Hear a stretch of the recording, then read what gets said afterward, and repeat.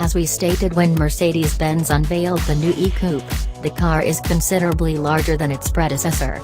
The new W213 Generation E-Class platform has grown 4.4 inches between the axles, 4.8 inches in length, 2.9 inches in width, and 1.5 inches in height, thus placing the new midsize two-door neatly between the C and S-Class coupes.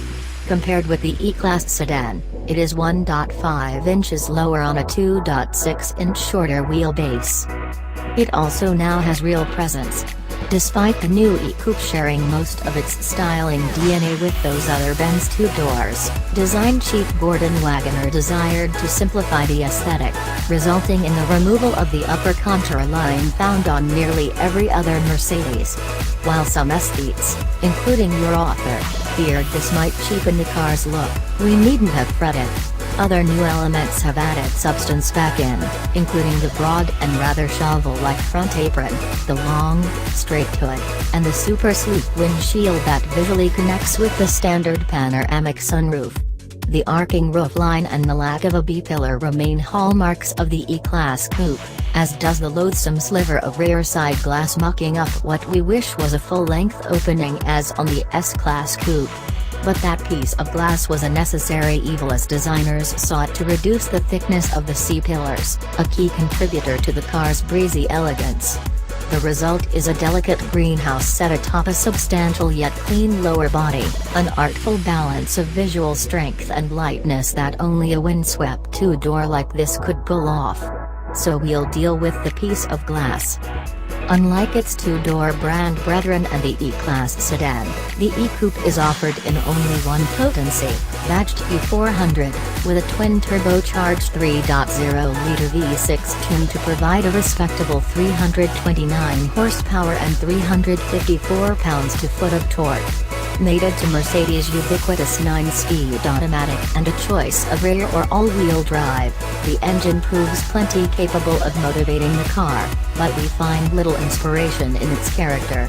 There's no joy to be found in the upper reaches of the rev range, only a muzzled growl.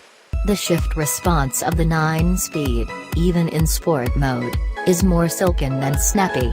That said, Mercedes claims that the all-wheel drive car can accelerate to 60 miles per hour in 5.2 seconds. We expect to beat that by a tenth or two. The E400 coupe is not at its best being driven hard, but when treated less aggressively it feels strident and robust.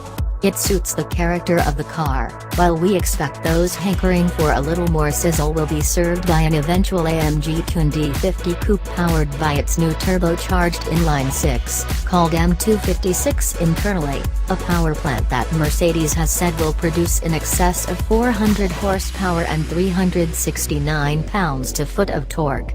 But that'll be as burly as this car gets, as we've already been told that an E63 coupe will not happen.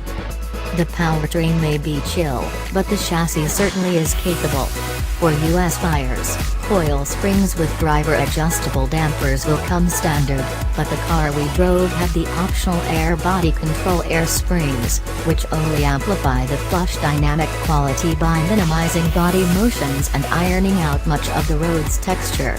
Our car also was an Edition 1 model wearing 20-inch AMG wheels, Pirelli rubber, and cross-drilled brake rotors. The aggressive wheel and tire combo, which won't be offered in America in a size this large, and pneumatic springs did their job, delivering impressive grip, a planted feel, and precious little squirming or tire squeal, even as benign understeer crept in close to the limit. The Sport and Sport Plus driving modes for the chassis add satisfying weight to the steering and some tactility to the ride, and these combine with the steering's crisp initial turn-in and linear response to allow for easy placement of the car, whether that's while clipping an apex, floating through a corner, or holding the center of a freeway lane. The E400 could use more steering feel, but what it lacks in engagement, it makes up in precision. We'll be interested to see if US spec cars equipped with the base 18-inch or optional 19-inch rolling stock feel different, but we can vouch for this Benz's competency when shod with 20s.